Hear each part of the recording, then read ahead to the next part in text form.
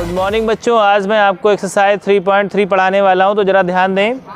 इसमें लिखा है solve the following pair of linear equations bye substitution method. कौन सा मेथड? तो देखिए, चूंकि मैं इंट्रोडक्शन वाले टॉपिक में आपको मैं बता चुका हूं कि सब्स्टिट्यूशन मेथड होता क्या है, ठीक है। फिर भी अगर अपने क्वेश्चन में आया है तो मैं आपको सब्स्टिट्यूशन मेथड के बारे में बताने जा रहा हूं। ध्यान से सुनिए। जिस तरह से क्रिकेट के गेम में अगर कोई प्लेयर इंजर्ड हो जाता है तो उसकी जगह पे दूसरे प्लेयर को फील्डिंग करने के लिए बुलाया जाता है, ऐसा होता है कि नहीं? तो इस वजह से बिल्कुल सेम वे पे आपको काम करना है। आपको क्या करना है, आपके पास दो वेरिएबल हैं, एक x दूसरा y। आपको क्या करना है, एक को इंजर्ड मान लेना है। क्या मान लेना है? और उसकी वैल्यू निकाल लेना है। तो उसकी जो वैल्यू आएगी उसको किसी दूसरे वाले इक्वेशन में पुट अप कर देंगे, रख देंगे। बात समझ में आ रही? देखिए जरा, मेरी बात को दोबारा सुने, ध्यान दें जरा। पहला क्वेश्चन देखते हैं। पहला क्वेश्चन में लिखा हुआ है x plus y equal to कितना 14 और x minus y equal to कितना 4। आप लोगों से मेरा क्वेश्चन है, आप किसको घायल करना चाहते हैं, x को या y को? किसको? तो भाई देखिए, x को यहाँ पे हम घायल कर रहे हैं, तो x की वैल्यू निकालना है। x को इधर रखो, बाकी सबको उधर ले चलो। तो बताओ कितना हो जाएगा? 14 माइनस वाई कितना हो जाएगा? x is equal to 14 minus y. ऐसे कर लेंगे, बोलो कर पाओगे? ठीक है। तो यहाँ से मैंने क्या किया, एक प्लेयर को इंजर्ड किया। किसको इंजर्ड किया इसमें? x को। तो जो इंजर्ड होता है उसको एक तरफ रखते हैं, बाकी सबको दूसरी तरफ ले जाते हैं। ऐसा करने से आपको x की वैल्यू मिल गई कितनी? 14 माइनस वाई। अब यहाँ पे लैंग्वेज लिखेंगे, बाय पुटिंग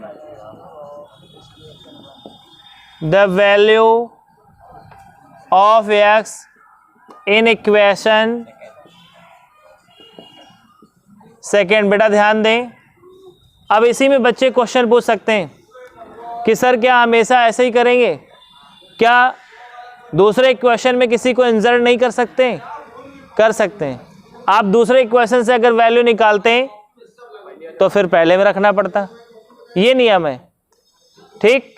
आप मेरे से पूछ सकते हैं सर क्या केवल x की वैल्यू निकालेंगे? नहीं, आप y की भी वैल्यू निकाल के कर सकते हैं। दोनों में किसी भी एक की वैल्यू निकालना है, मतलब किसी एक की जगह पे किसी को सब्स्टिट्यूट करना है। समझ में आई बात? तो ध्यान दे जरा। तो हमने देखो क्या किया, यहाँ पे हमने x की वैल्यू निकाल ली, तो y को ट्रांसफर करना पड़ेगा। y इधर काहे का है?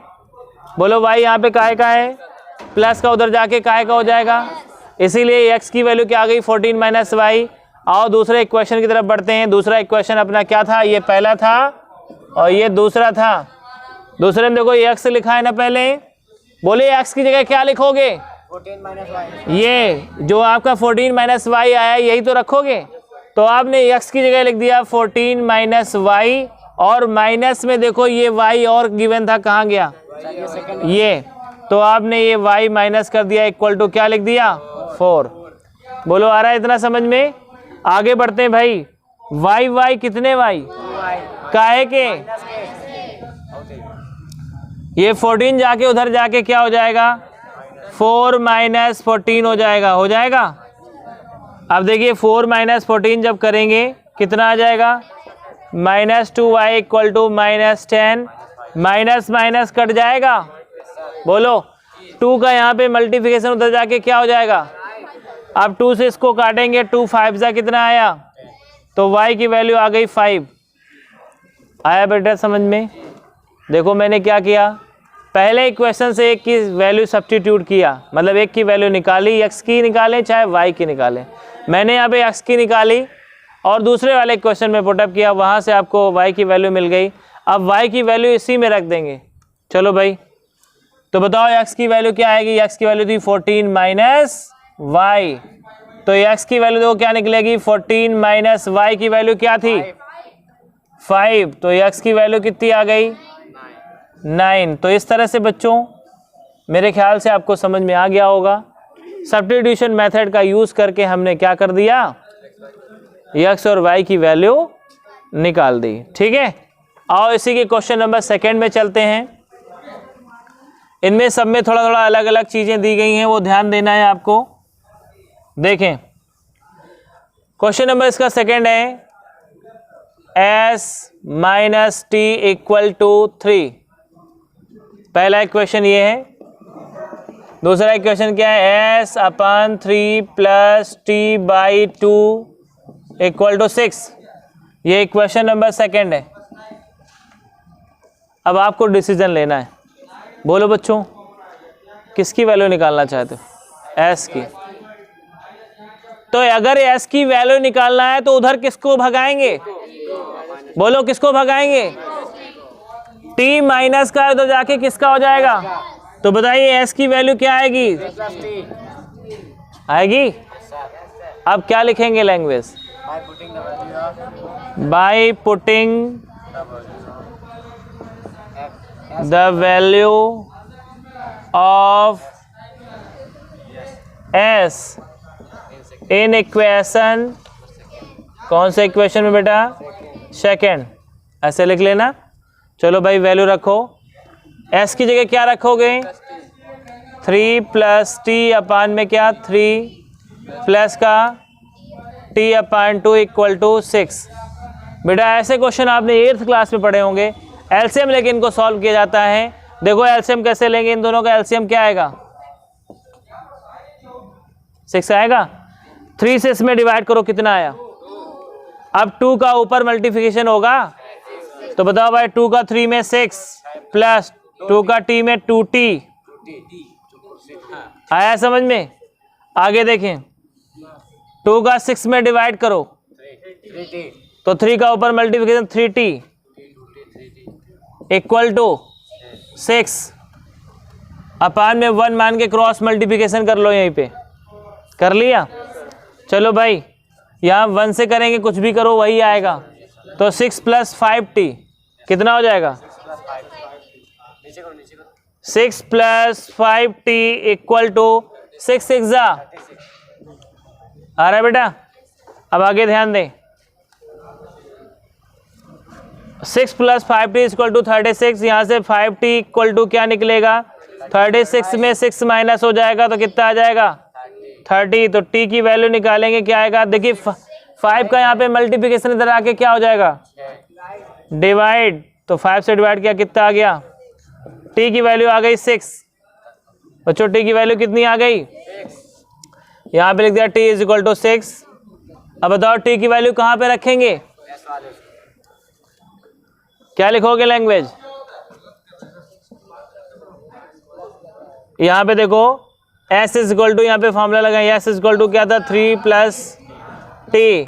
तो s की वैल्यू आ जाएगी 3 प्लस 6, तो s की वैल्यू आ गई 9। s की वैल्यू कितनी हो गई, इस तरह से बेटा यहाँ से बड़ी आसानी के साथ s की वैल्यू को हम निकाल सकते हैं। कोई समस्या बताएं, सब्स्टिट्यूशन मेथड से s और t मैंने दोनों ही निकाल दिए। जिसको कोई तकलीफ हो भी पूछ सकता है। कोई दिक्कत आ रही किसी को, आगे बढ़ें। आओ क्वेश्चन नंबर 3 देखते हैं।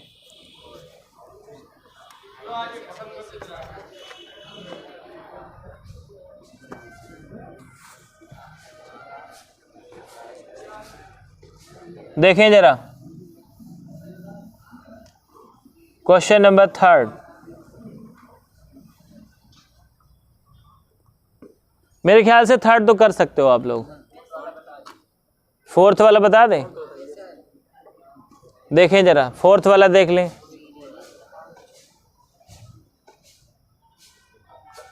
क्वेश्चन नंबर 4 देख लें।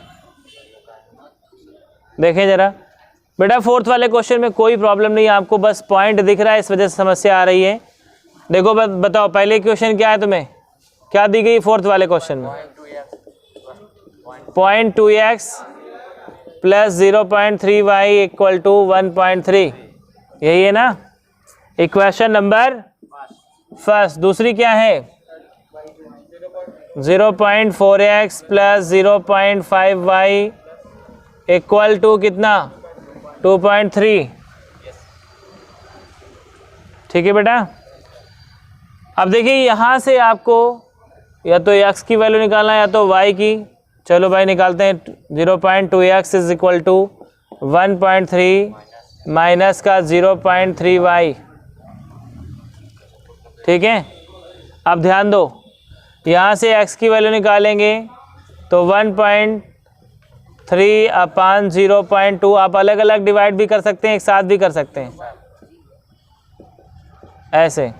1.3 माइनस 0.3y अपान 0.2। चाहो तो इनको अलग अलग भी कर सकते हो। अलग अलग करने का तरीका है कि इसके भी अपान में रख दो, इसके भी अपान में रख दो, यहाँ से पॉइंट ख़त्म हो जाएगा। x की वैल्यू आ जाएगी 13/2 माइनस की 3y अपान में 2। अब एलसीएम क्या आ रहा है इसका 2, तो 13 माइनस 3y। देखो यहाँ पे कुछ ज़्यादा ओवर एक्टिंग हो गई कि नहीं? सही है बाकी, और इससे भी अच्छा एक तरीका है। अब वो तरीका समझ लो क्या है। ये भी सही है और इससे अच्छा भी तरीका है, वो आप समझ लें। ऐसा नहीं लग रहा है पूरे में एक डिजिट में, मतलब 1 डिजिट में पॉइंट लगा हुआ है। पूरे में देखो लगा है। दोनों बच्चों में 10 से मल्टीप्लाई कर दो। क्या कर दो? अगर एक डिजिट में अगर कभी भी पॉइंट लगा हो, उसको हटाना चाहते हो तो आप ऐसे 10 से इंटू कर सकते हैं। मल्टीप्लाइड बाय 10 कर दें, 10 से इसमें इंटू करोगे क्या आ जाएगा 2.0x। इसमें करो 13.0, इसमें करो 3.0y। आया समझ में? पॉइंट के आगे जीरो कोई मतलब नहीं होता। आप ऐसे कर सकते हो और x की वैल्यू क्या निकल के आएगी तुम्हारे सामने 13 माइनस 3y अपान में 2। वही आई कि नहीं? दोनों मेथड से कर सकते हो, कोई आपत्ति नहीं है। ठीक है, आगे बढ़ते हैं। अब ये वैल्यू किस में पुट अप करेंगे? By putting the value of in equation. कौन सा? सेकंड वाले में रखना है। रखो भाई 0.4x, x की वैल्यू क्या रखोगे 13 माइनस 3y अपान में 2 प्लस का 0.5y इक्वल टू कितना 2.3। ध्यान दे जरा, पहले तो आप एक काम करो, 2 से इसको काट लो तो 0.2 बचेगा। अब जरा ध्यान देना इसमें, पूरे में पॉइंट एक डिजिट में लगा है ना, इसमें भी क्या करें मल्टीप्लाइड बाय 10। तो यहाँ पे लिख दो मल्टीप्लाइड बाय 10। अब 10 से मल्टीप्लाई करो। जब 10 से मल्टीप्लाई करेंगे तो यहाँ हो जाएगा 2 और ब्रैकेट में आएगा 13 माइनस 3y प्लस का यहाँ पे 5y हो जाएगा इक्वल टू 23 हो जाएगा। देखो इधर, जब 10 से इसमें मल्टीप्लाई किया, जहाँ 0.2 था वो 2 हो गया, जहाँ पे 0.5 था वो 5 हो गया, जहाँ पे 2.3 था वो 23 हो गया। भाई एक जीरो बढ़ता है जब 10 से मल्टीप्लिकेशन करते हैं, और वो जीरो पॉइंट खा जाता, ख़त्म कर देता उसको। ठीक है ना? तो ये आ गई आपकी वैल्यू। अब आप 2 से इसमें मल्टीप्लिकेशन करें, 26 माइनस 6y प्लस का 5y इक्वल टू 23। अब 26 को उधर ले जाएं, चूंकि हमें y की वैल्यू निकालना है। 6y में 5y चले गए, minus y equal to 23 minus 26, तो minus y equal to minus का 3, माइनस माइनस कट गया, y की वैल्यू क्या आ गई 3। y की वैल्यू आ गई। अब y की वैल्यू इसमें रख के x की वैल्यू निकालेंगे। इसमें जो x की वैल्यू आपने यहाँ पे सब्स्टिट्यूट की थी उसी में रखते हैं। तो देखो x की वैल्यू क्या हो जाएगी 13 माइनस 3 इंटू 3 अपान में कितना 2। x की वैल्यू क्या हो जाएगी 13 माइनस 3 3 9 अपान में 2। 13 में 9 माइनस करो तो 4/2 मतलब कितना आया 2। x की वैल्यू बेटा 2 आ गई। तो इस तरह से बेटा x की वैल्यू 2 आ गई, y की वैल्यू 3। कोई समस्या किसी को? तो क्वेश्चन नंबर आपका 4 भी हो गया। क्वेश्चन नंबर 5 भी बहुत इंपॉर्टेंट है, ये भी बताना पड़ेगा। तो देखें जरा क्वेश्चन नंबर 5।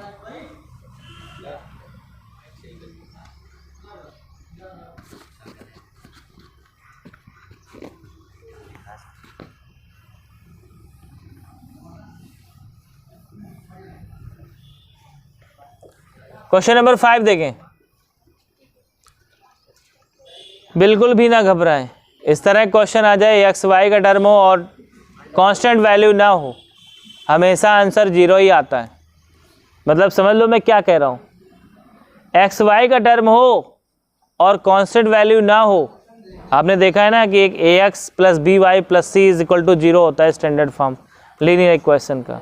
तो एक एक्स का टर्म होता है, एक वाई का टर्म होता है, एक बिना एक्स वाई वाला होता है। अगर कभी कोई ऐसी इक्वेशन आ जाए दोनों में, दोनों इक्वेशन ऐसी आ जाएं जिनमें कि एक्स और वाई के टर्म हो लेकिन बिना एक्स वाई वाला टर्म ना हो, तो अपने आप आंसर 0 ही आएगा। कितना आएगा? दोनों एक्स की वैल्यू भी 0 आएगी, वाई की वैल्यू भी 0 आएगी। देखो कैसे हल करते हैं, देखें जरा। पर चूंकि हमें सब्स्टिट्यूशन मेथड का यूज़ करना है तो यूज़ करते हैं। पहली इक्वेशन उठाते हैं यहाँ से, √2x प्लस का √3y इक्वल टू क्या? तो √2x इक्वल टू क्या? √3y, वो भी माइनस का। क्यों भाई? अब √2 का यहाँ पे इंटू उधर जाके तो माइनस का √3/2 आ जाएगा इसमें। बोलो, एक साथ पूरे में रूट लगा दिया और यहाँ माइनस कर दिया, ठीक है। अब ये वैल्यू किस में पुट अप करेंगे? तो लिखेंगे by putting the value of x in equation. कौन से इक्वेशन में? सेकेंड। इक्वेशन सेकेंड क्या कह रहा है? √3x, x की वैल्यू क्या आई? माइनस का √3/√2, ठीक है। यही तो था। चाहो तो एक साथ लिख दो, चाहो तो ऐसे लिख सकते हो। आगे देखें,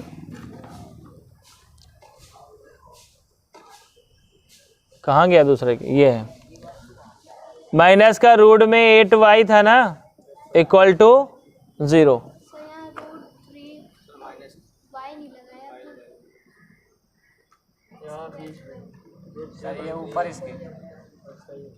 सही है। आगे देखें, यहाँ पे y था ना, तो आपको इसकी x की वैल्यू जब रखेंगे ये पूरी आ जाएगी ऐसे, ठीक। कोई दिक्कत इसमें? अब देखो √3 का इंटू क्या होता है? 3 होता है ना, तो 3 क्या आ जाएगा? √2 y, वो भी माइनस का। आगे देखें, 8 को क्या लिख सकते हो? 2√2। देखें जरा, इसको क्या ले सकते हो? 8 को 8 के फैक्टर करोगे 2 × 2 × 2 आएगा, फिर 3/2 मल्टीप्लिकेशन में होगा, पेयर बना के एक बाहर आ जाएगा, एक 2 बच्चे का अंदर। अब देखें जरा, यहाँ पे आगे एलसीएम ले लेते हैं। इन दोनों में एलसीएम क्या है? √2 है ना, √2 ले लिया एलसीएम। देखो अंदर क्या आएगा? -3y। अब देखिए इस √2 से इसमें इंटू करेंगे तो √2 यहाँ पे ये 2 हो जाएगा। 2 × 2 कितना हो गया? -4y equal to 0। -7y equal to, ये इधर क्रॉस मल्टीप्लिकेशन होगा तो 0 आ जाएगा। y की वैल्यू निकलेंगे तो क्या निकलेगी? 0, क्योंकि 0/-7 करेंगे तो 0 हो जाएगा। नहीं आ रहा है समझ में? समझे कि नहीं? तो ये y की वैल्यू हो गई। अब y की वैल्यू किस में रखें? x वाले में, इसमें रखेंगे जो x की सब्स्टिट्यूट वैल्यू रखी थी आपने। तो -√3/2, जबकि हमने आपसे पहले ही बता दिया था y की वैल्यू 0 रख दिया, तो x की वैल्यू क्या आ गई? 0 से किसी भी नंबर में इंटू करेंगे 0 ही आता है। तो ये बात मैंने आपको पहले ही बता दिया था।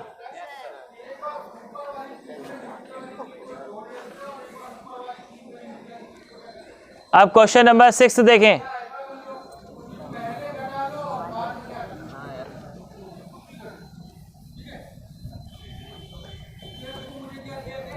सब्स्टिट्यूशन मेथड बहुत ही सरल मेथड है। देखिए जरा क्वेश्चन नंबर 6 इसी का देखते हैं। इसमें केवल क्या दिया? फ्रैक्शन। तो पहले इसको थोड़ा सरल कर लिया करो एलसीएम लेके। चलो बताओ पहला इक्वेशन अगर इसका उठाएंगे तो एलसीएम 6 हो जाएगा।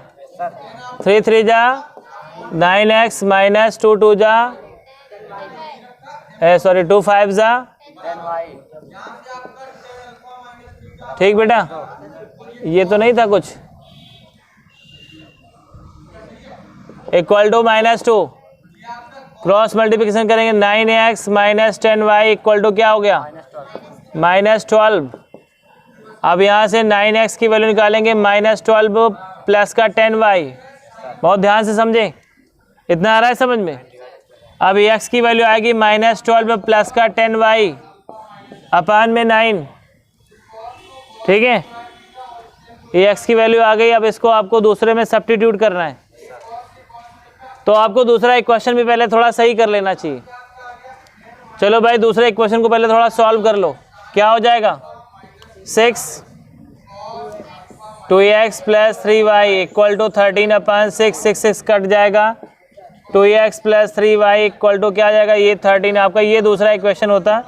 अब इसी इक्वेशन में आपको ये वैल्यू रखना है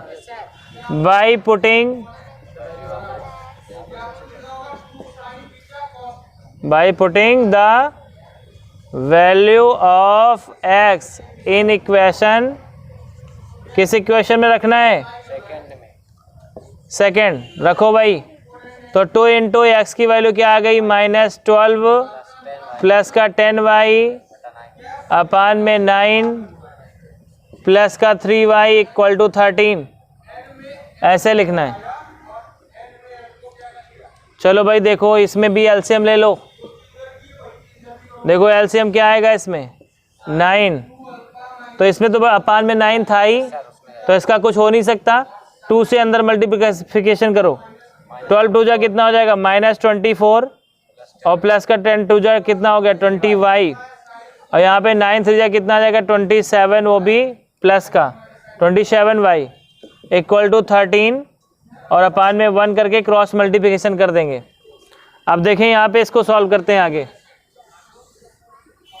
इधर देखें 20y में 27y ऐड करेंगे कितना हो जाएगा 47y, और इसका इसमें मल्टीप्लिकेशन करें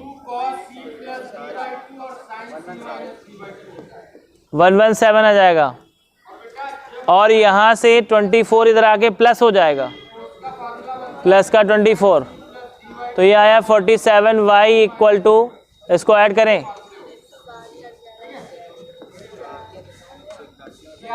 141 आ जाएगा।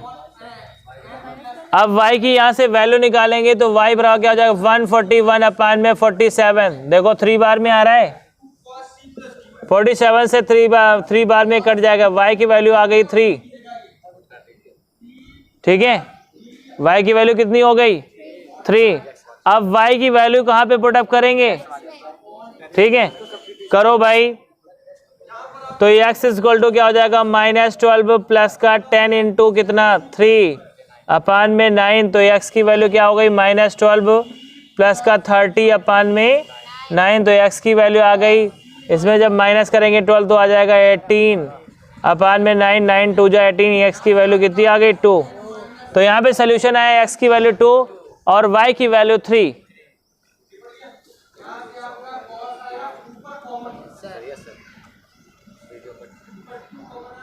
देखते हैं बेटा क्वेश्चन नंबर सेकेंड। देखो क्या कह रहे हैं, कह रहे हैं solve 2x plus 3y is equal to 11 and 2x minus 4y is equal to -24। बहुत ध्यान से समझना। कह रहे हैं इनको सॉल्व करो, कर लेंगे, कोई भी मेथड यूज करेंगे अपना कर लेंगे, ठीक है। अब आगे क्या कह रहे हैं, hence find the value of m for which y is equal to क्या है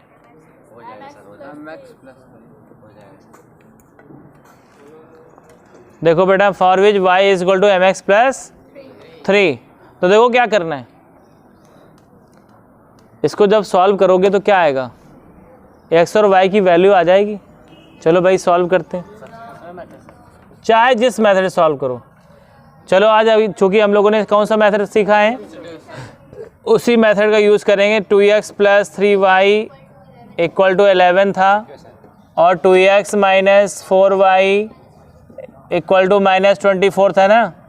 यहाँ से x की वैल्यू निकालो, 2x इज इक्वल टू क्या हो जाएगा 11 माइनस 3y, यहाँ से y को उधर ले गए माइनस 3y हो गया। ये x की वैल्यू देखो क्या निकलेगी 11 माइनस 3y अपान में 2।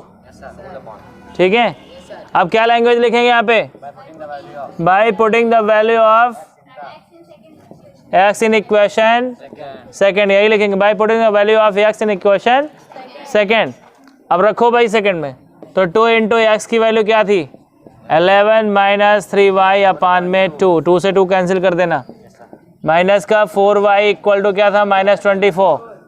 अब ज़रा ध्यान दें, ये 4 है बच्चों, यहाँ पे भी ये 4 है, ध्यान दें ज़रा।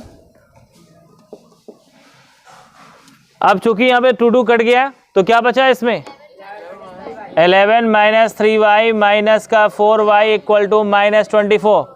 अब 11 को उधर ले चलते हैं, 11 इधर का है उधर जाके क्या हो जाएगा, तो माइनस 3y इक्वल टू क्या, सॉरी 3y कितने 3y 4y कितने y minus 7y equal to minus 24 minus 11। अब देखें जरा, माइनस 7y इक्वल टू कितना हो गया माइनस 35, माइनस प्लस हो गया 7 5 जा, तो y की वैल्यू कितनी आ गई। अब y की वैल्यू इसमें पुटअप करेंगे, x की वैल्यू आ जाएगी।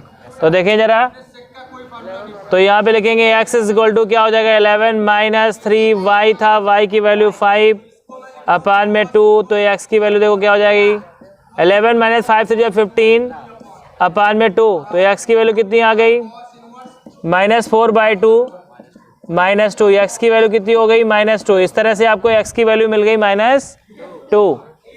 आया बच्चों समझ में। तो आपका सोल्यूशन देखो, x की वैल्यू माइनस 2, y की वैल्यू। अब आपको किसकी वैल्यू निकालना है, तो भाई आप थर्ड इक्वेशन ये वाली ले लें, तो लिखेंगे y इज इक्वल टू क्या थी इसमें mx प्लस 3। अब x और y की ये वैल्यू इसमें पुटअप करें, लिख लें, यहाँ पे लिखना है यहाँ साइड में, by putting the value of x and y in equation third वाली में रखते हैं। y की वैल्यू कितनी थी is equal to m into x की वैल्यू माइनस 2 प्लस का 3, देखिए इधर 3 माइनस हो जाएगा, तो 2 is equal to minus 2m आएगा। यहाँ से m की वैल्यू निकालेंगे तो क्या हो जाएगा 2 अपान माइनस 2 से 2 काट देंगे, m की वैल्यू क्या हो जाएगी। तो इस तरह से आपका m की वैल्यू कितनी निकल आई -1। तो इस वीडियो लेक्चर में बच्चों इतना ही। अब बाकी इसके जो क्वेश्चन है वो नेक्स्ट वीडियो में बताएंगे। तब तक के लिए bye bye, have a nice time.